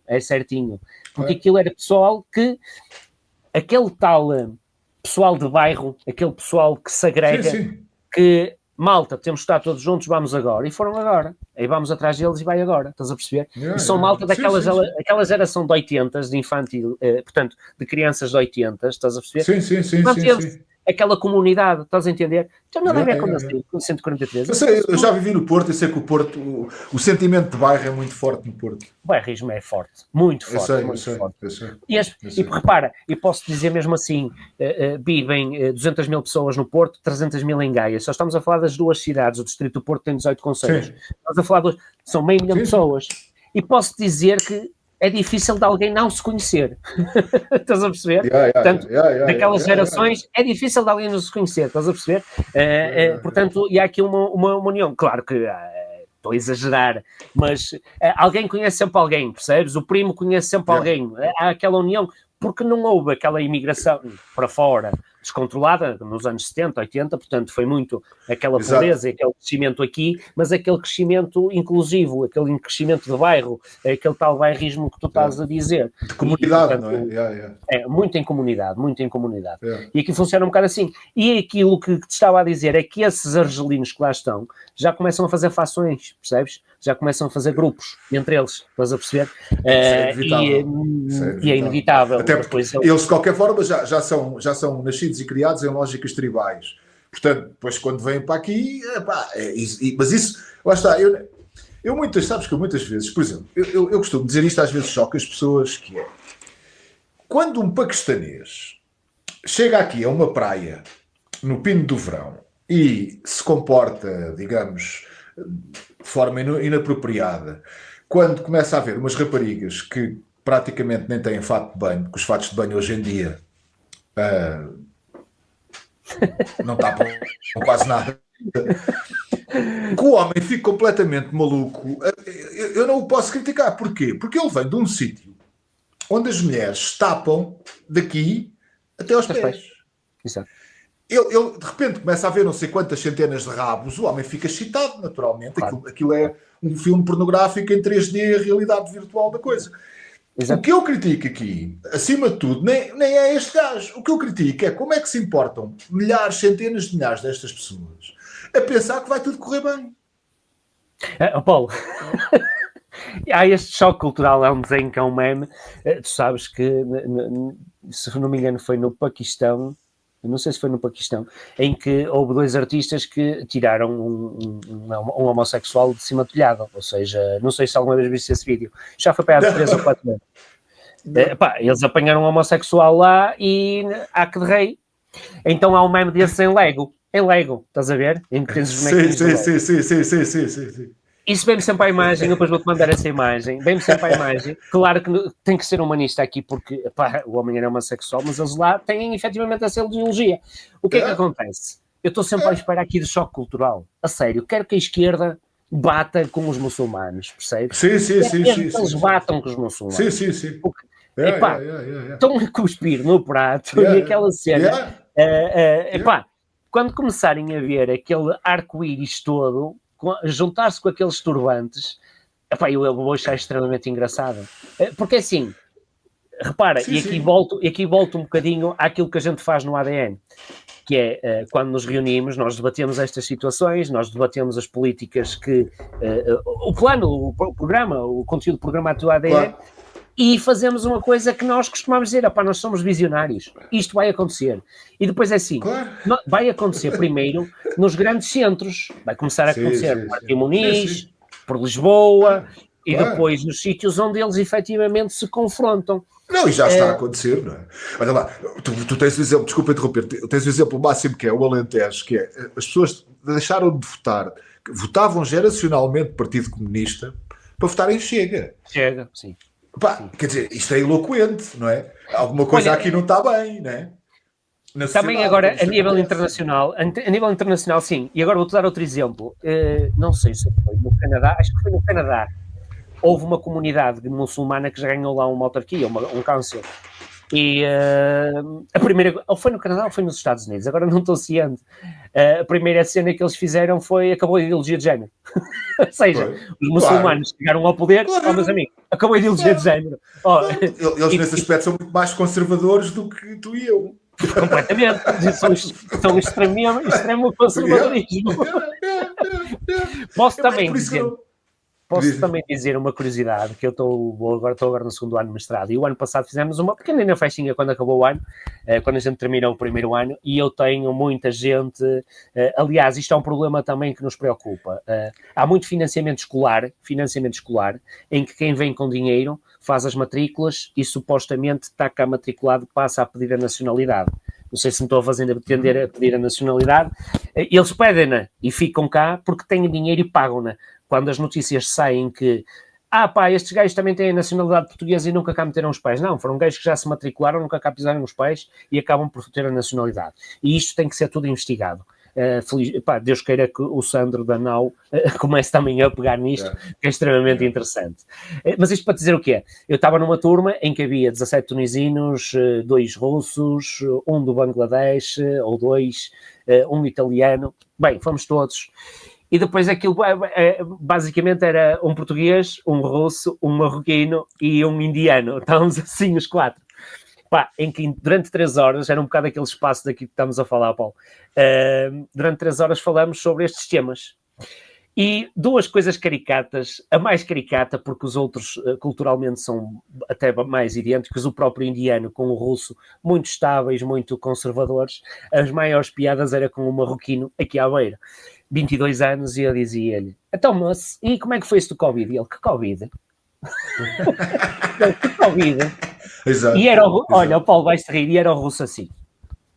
Eu safei-me, tinha logo de arranjar uns certificados, a gente compra aquilo ali ao gajo, e eu safei-me logo à russo, estás a ver? Claro. O indiano, à rasca, não, ele veio com 3 doses e andei aqui à rasca e não sei o quê, estava aqui a morrer, estás a ver?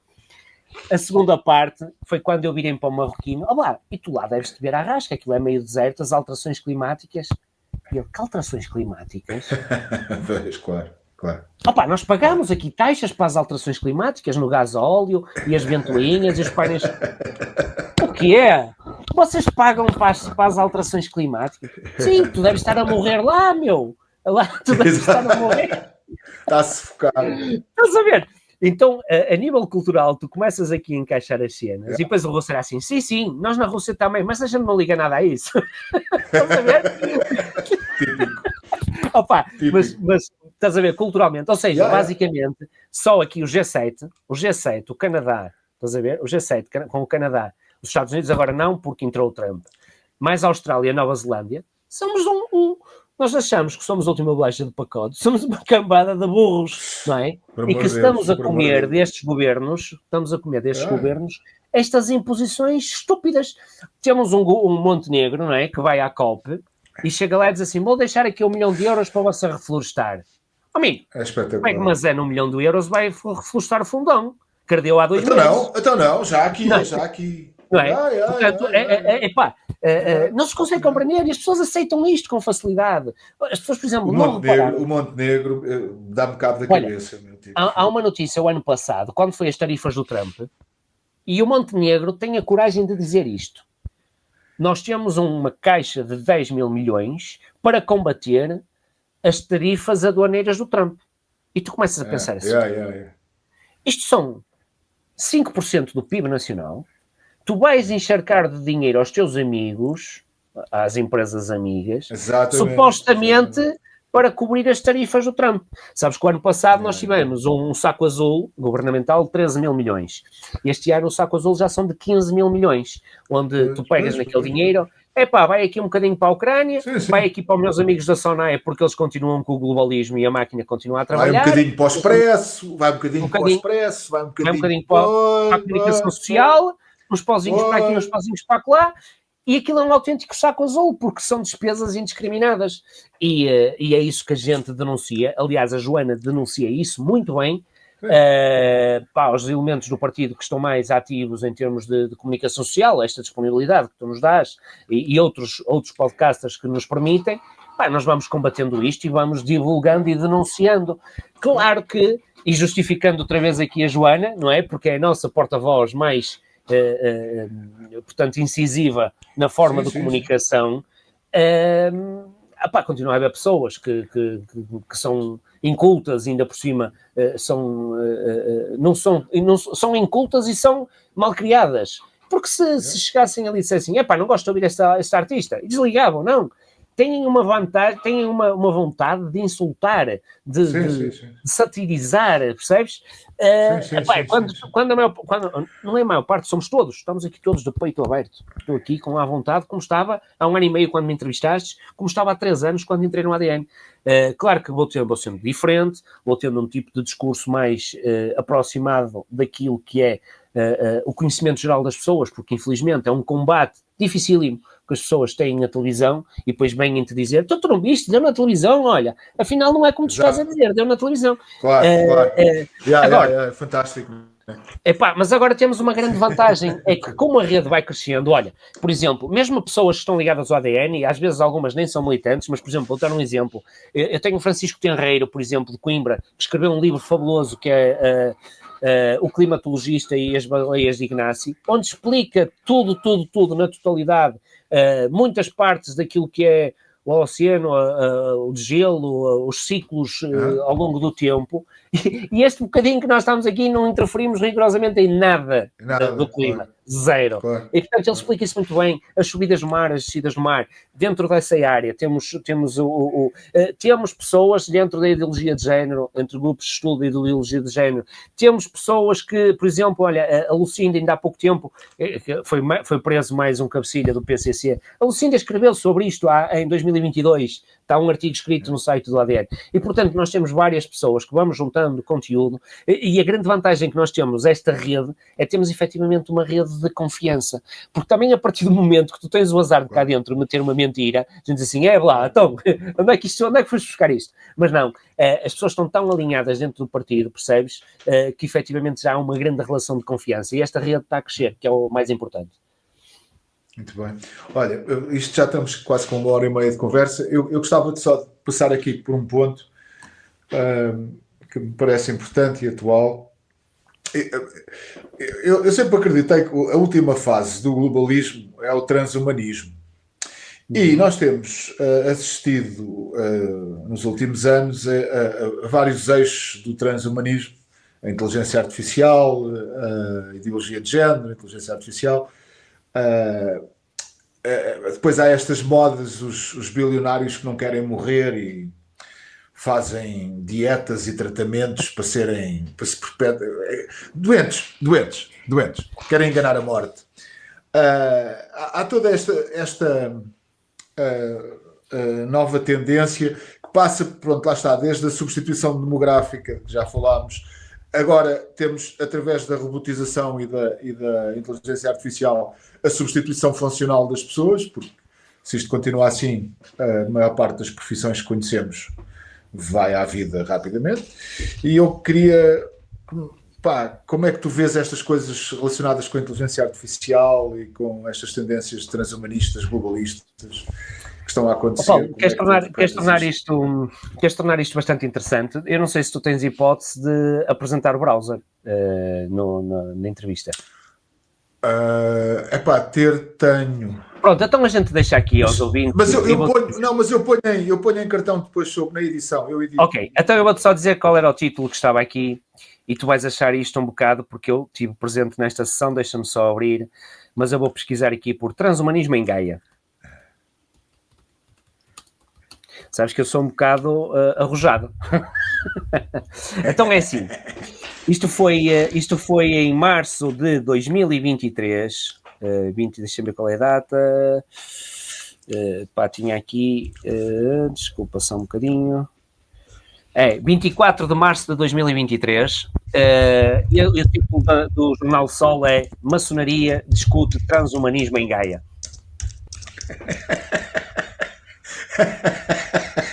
E eu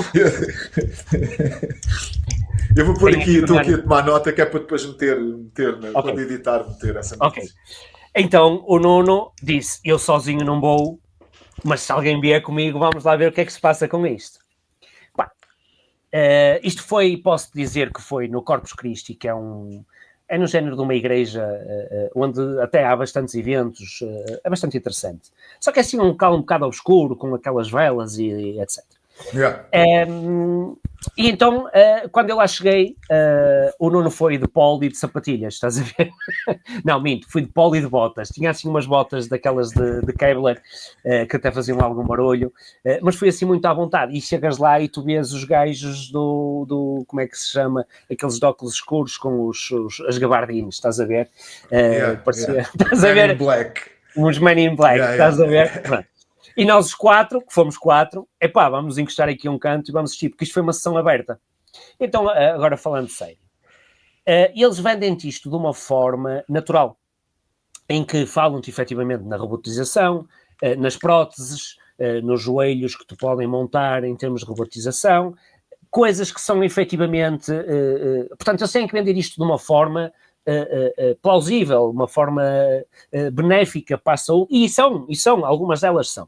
Claro que depois entrou-te ali, porque isto foi uma sessão de 1h30, entrou-te ali na parte da criogenia, do transformismo, e te roçou ali, eu senti ali o roçar no próprio discurso, no próprio tráfego humano e o tráfego de órgãos. Estás a perceber? Mas atenção que estamos a falar que quem fez a apresentação foi alguém da faculdade, agora não me lembro aqui da notícia, mas foi da Faculdade de Medicina na Universidade do Porto, ou na Faculdade de Farmácia, uma coisa assim qualquer. Foi alguém catedrático dentro desta zona. A maior parte dos ouvintes eram de origem inglesa, ok? Lá está, aqueles tais ricos, como tu estás a dizer e muito bem, que têm o medo da morte, querem prolongar a vida, atenção que eles fazem promessas para 200 e 300 anos, fazem promessas de congelar, fazer a criogenia, e até tinha coisas até bastante interessantes que eles diziam, isto está praticamente desenvolvido, simplesmente quando nós fazemos o descongelamento, a coisa depois, o tico e o teco não funcionam, estás a perceber? Pronto. Algumas explicações até técnicas. As partes mais engraçadas, tu vais achar muita piada, que isto as pessoas também já me vão conhecendo, que é a Nuno, é que a determinada altura nós temos tido algum sucesso com a tecnologia mRNA, tu não estás bem a ver quando o gajo diz mRNA, nós estamos aqui os quatro cá atrás, estás a ver, aquilo foi, deitámos umas gargalhadas cá para fora, estás a ver, e a coisa começou ali a dar um bocado de estrondo. Só que, entretanto, ele começou a falar então no tal transformismo, mesmo com tecnologia mRNA, troca essa parte técnica foge-me um bocado, mas tu percebes o que é que eu estou a dizer? Essa tecnologia, sim. Mesmo a própria inteligência artificial, a robotização, partes mecânicas e etc. O próprio chip, já falavam nisso, o próprio chip, a própria identificação, a própria biometria, estás a perceber? Já estava aquilo tudo engaijado ali, mas atenção que eles estavam a vender produto, ok? Entre aspas, a apresentar produto. Claro. Até que a determinada altura ele começa a dizer, porque atenção, estamos a falar nesta fase, a guerra da Ucrânia tinha mais ou menos 1 ano. E o sujeito começa, porque isto para acabar com as guerras tem que haver uma uniformização, tem que haver um governo universal. Paulo, quando ele diz governo universal... Mas estás a ver, já viste a quantidade de pontos globalistas / transhumanistas que já abordaste a relatar essa situação? É que são quase todos. Quase todos. Sim. E eu estive lá 1h30, estás a ver, naquela sessão, 1h30. Paulo, eu lembro-me que estava de botas porque a determinada altura, porque ele era português e eu já falei para ele em português. Ele estava a fazer a palestra em inglês, mas eu falei, olha, desculpe, eu não estou aqui a perceber uma coisa. Foi mesmo assim, desculpe lá, mas eu vou-lhe fazer aqui uma pergunta. Isto está aberto a perguntas. Mas quem é que vai ser o ministro aqui da zona? Vai ser o Tedros? Vai ser o Klaus Schwab? Ou ainda vem o Zelensky aqui mandar na zona? É que eu não estou a perceber isto muito bem. Vai ser a ONU, vai ser o Fórum Económico Mundial, ou ainda vem o Trump também aqui mandar, ou o Joe Biden? É que eu não estou a perceber muito bem. E o gajo parou, Paulo, mas eu sou-te sincero, eu estava-lhe a dizer isto, mas estava a caminhar para a saída. Estás a perceber? Claro. Estava a dizer isto, estava a caminhar para a saída. Porque efetivamente, e fui um bocado cobarde, entre aspas, porque eu deixei os meus 3 colegas lá dentro. Sim, mas às vezes o gajo não aguenta mais. Não, já, lancei as achas, estás a ver, lancei as achas, e eu acabei por sair, depois perguntei aos meus colegas, o que é que o gajo disse? Repara a técnica desta gente. Tu saístes, e ele disse, a gente que não bate muito, não foi assim que ele disse, mas foi, gente que não aceita muito bem isto, porque na realidade nós estamos aqui em prol da humanidade, estás a ver? E a cena, estás a ver? E a cena passou ali, ou seja, mesmo tu a manifestar-te contra, eles conseguem meter o pano quente, estás a ver? O paninho frio, estás a ver? E a coisa passou-se. Entretanto, o meu colega, nós estávamos a gravar, eu tenho isso gravado, o meu colega, entretanto, também lhe saltou a tampa e começou-lhe a fazer perguntas sobre as vacinas, estás a perceber? Mas eles na tranquilidade, percebes? Vendem isto com tranquilidade porque eles nunca podem ser confrontados. A única coisa que podem ser confrontados é exatamente como confrontaram o GoBML hoje, que eu publiquei esse vídeo, em que o jornalista, sem querer, então estas associações fechadas, onde ninguém sabe o que é que acontece lá dentro, e perguntou ao GoBML, o que é que você acha da maçonaria? Saltou-lhe a tampa. Mas porquê é que você me está a perguntar isso? Estás a ver? Ou seja, o gajo se confrontado, estás a ver? E é este confronto que tens que ter. É chegar a... Dou-te o exemplo do BML, que a gente sabe que ele está com os grupos maçons aí em força. Chegar à beira dele e dizer assim, então você deu a vacinação a toda a gente, a todos os portugueses, mas você não se vacinou, pois não? É perguntar-lhe assim, de chapa, estás a perceber? E ele não consegue. Então você pertence ou é apoiado por alguma organização maçónica? Não é uma, são para umas 5 ou 6, mas pronto. Sim.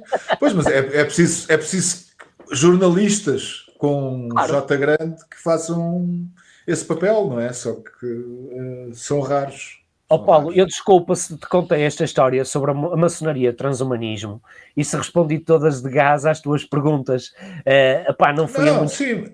Não fui a muitos termos técnicos, mas efetivamente é a agenda e é vendido. Atenção, isto é economia. Porque eu não podia sair dali e dizer à polícia, olha, meus amigos, eles estão ali todos reunidos, não adiantava de nada. Não, mas é muito curioso que é, tu nessa palestra eles falaram, repara bem, tecnologia mRNA, controle político centralizado, as plataformas tecnológicas que são precisas para isso, está tudo aí. A cartilha deles estava toda reunida. Toda. E depois nós é que somos os teóricos da conspiração, não é? Paulo, eles enchem a boca com as cenas e nós é que somos os teóricos da conspiração. Repara, olha, dou-te outro exemplo que é um vídeo que temos guardado, aquele Paulo qualquer coisa, quando a Joana foi entrevistada o ano passado na SIC, eu agora não me lembro, é Paulo, já não me lembro, bem, não interessa. E estava a entrevistar a Joana e a determinada altura a Joana fala na agenda, não, falou no globalismo, não, espera aí. ou na Agenda 2030, falou qualquer coisa desse género. E o gajo disse, mas isso não existe, a Agenda 2030, isso é teorias da conspiração. O gajo disse assim, isso é teorias da conspiração. Um ano antes, o António Costa, diretor da SIC, estava enfiado em Cascais, não é?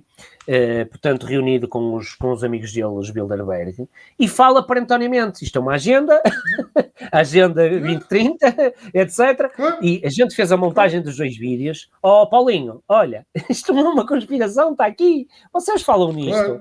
Vocês falam, nós também falamos. Portanto, têm que ser confrontados. Aquilo que eu mais comecei a encontrar de pessoas que chegam no ADN, que as pessoas chegam um pouco atormentadas, digamos assim, levam com o choque daquilo que vão tendo conhecimento, Paulo, e tenho aqui algumas pessoas, tenho pessoas que diariamente, porque têm as suas posses económicas, só, por exemplo, destinadas só em termos, num banco, num novo banco, num milénio, e aquilo que eu digo às pessoas é assim, então, mas você só tinha isso num banco? Não, mas você devia ter isso em 2 ou em 3, porque essa quantidade é para estar dividida em vários sítios, não acontece como um novo banco. É tão perigoso neste momento teres dinheiro no banco, como teres em criptomoedas é mais seguro. Teres em criptomoedas é mais seguro. Mas é tão perigoso. Sim.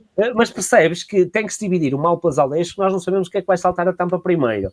A única coisa que a gente tem a certeza de dizer às pessoas é assim, em euro digital não. Porque no dia que isso entrar, são providências cautelares. E o ADN vai ter essas ferramentas, para impedir que, efetivamente, essa seja a única, a marca final de segregação. Aliás, já está a acontecer na China. E nós vamos ter essas ferramentas para combatê-los. Nem que seja, eu vou ensinando às pessoas, nem que seja troca direta. Eu troco tomates por batatas, não há problema nenhum. Querem água potável, eu arranjo água potável, não há problema nenhum. Portanto, não chegando a estes extremos, esperemos nós que não passemos para a idade da pedra, temos as coisas muito bem tabuladas, muito bem registadas. Não, Paulo, não te fiques com essa preocupação, porque efetivamente, neste momento eu estou numa fase de confiança, em que a rede que está a ser criada de pessoas é uma rede que vai se tornar uma comunidade em caso extremo. Repara uma coisa, o ADN até pode não ganhar nenhuma eleição para uma junta de freguesia, mas vai ter uma comunidade de pessoas que se vão entreajudar. Isso já está a acontecer nos dias de hoje, e, portanto, se as coisas se agravarem, cada vez se vão entreajudar mais, não tenho dúvida nenhuma disso, porque esse é um dos objetivos. Isso é um dos objetivos. E criar esta entreajuda. Agora, claro que para mantermos esta força, também temos que ter essa representatividade. Essa representatividade é a força do povo tentar, enquanto, efetivamente, há eleições democráticas, que elas já não são muito democráticas, mas... Pois não. O campo já está a descair, não é? Mesmo o próprio... Paulo, repara, a última vez que me entrevistaste, eu fiquei a 2.500 votos de ser eleito. Tive 19.500 votos, fiquei a 2.500 votos de ser eleito. E, portanto, essa representatividade era muito importante nós estarmos, efetivamente, nos órgãos a defender e a dizer as factualidades. Pois há de acontecer. Repara uma coisa, Paulo. Eu tenho 50 mil tweets. Desafio qualquer um dos tweets que lá estão de me dizerem como que é uma mentira, porque eu tenho factos. Eu não escrevo nada sem ter argumentos para poder rebater. É claro que depois aparece de tudo e mais alguma coisa. Olha, a última sobre as alterações climáticas, eu tenho um vídeo guardado da NASA que em 2019 desaparece completamente o Ártico. Exato. Mas há essas coisas é mesmo bom guardar. Eu guardo com enorme cuidado para mesmo não perder uma National Geographic de 2004 que diz assim: o petróleo acabou. Posso-te dar há um site que é o Extinction Rebellion. Paulo, posso-te dar que é o Extinction Clock. Eu conheço. Tens o Extinction Clock, em que efetivamente todas as coisas que não aconteceram, que eles prometeram que não aconteceram, estão efetivamente registadas em termos históricos. Outra curiosidade que também publiquei ontem foi efetivamente uma notícia do Correio da Manhã a dizer que a água potável ia acabar em 2025. Portanto, esta gente trabalha com o medo, e esta gente vai começar a ter medo quando isto se massificar, quando as pessoas começarem a ter conhecimento de poderem atacá-los de forma a dizer assim: meus amigos, nem quero saber da comunicação social, quando a gente entrar, vamos entrar por aí dentro. Olha, um pouco à imagem daquilo que está acontecendo no México. Estou um bocadinho ainda desconhecedor de que posição é que o presidente do México toma, se está efetivamente ali a proteger os narcotraficantes ou não, mas o que é certo é que o povinho está-se a borrifar, já entrou por lá dentro, já está para arrebentar aquilo tudo. Nós não somos um povo manso, mas nós somos manso até deixar de haver de comer. Pô, até a um certo ponto, sim. Estás a perceber? Sim. Nós só somos mansos porque tens de comer, vais ao McDonald's, comes plástico, mas não faz mal, engana-nos o estômago e a coisa vai rolando. As pessoas que falam muito nos grandes costumes portugueses não conhecem por certo a história do século XIX português, porque senão não diriam que somos o povo de grandes costumes. Principalmente aqui o Norte, não foi? Principalmente aqui o Norte, que eles até ficam pendurados, mas, e já nem vamos falar nas invasões napoleónicas, não é? Napoleónicas, exatamente. Aqui no Porto, mas talvez, um bocadinho mal.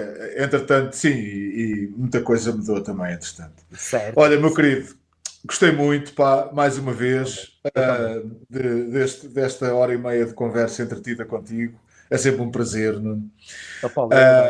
E qualquer coisa que o ADN precise do Contracultura, diz. Certo. Tá bem, amigo? Muito obrigado. Sinto-me mesmo... Eu, por acaso, estou em casa e tu estás em casa, mas eu estou na tua casa, no teu podcast. Sinto mesmo que estivesse em tua casa. Agradeço-te imenso. É sempre um prazer. Pá, muito obrigado. Nesta conversa aberta. Muito obrigado. Peço desculpa aos teus espectadores, porque eu sou um pouco desta forma, porque às vezes os temas saltam de um lado para o outro. Não, mas isso é que é giro, é isso que se quer. Entre misturar a geopolítica, a política nacional, a política internacional, as vivências diárias, e este último exemplo do transhumanismo foi algo que, por acaso, não estavas à espera. Espero que depois ponhas o site para as pessoas verem, porque efetivamente estive lá dentro, não é coisa que nunca mais me vou esquecer. E claro que também tenho os meus receios, mas não tenho medo, Paulo. Não tenho medo de nada, tenho os meus receios. Ora bem. Paulo, obrigado por tudo. Obrigado, meu. Grande abraço, pá. Grande abraço, Paulo. Obrigadíssimo. Obrigado.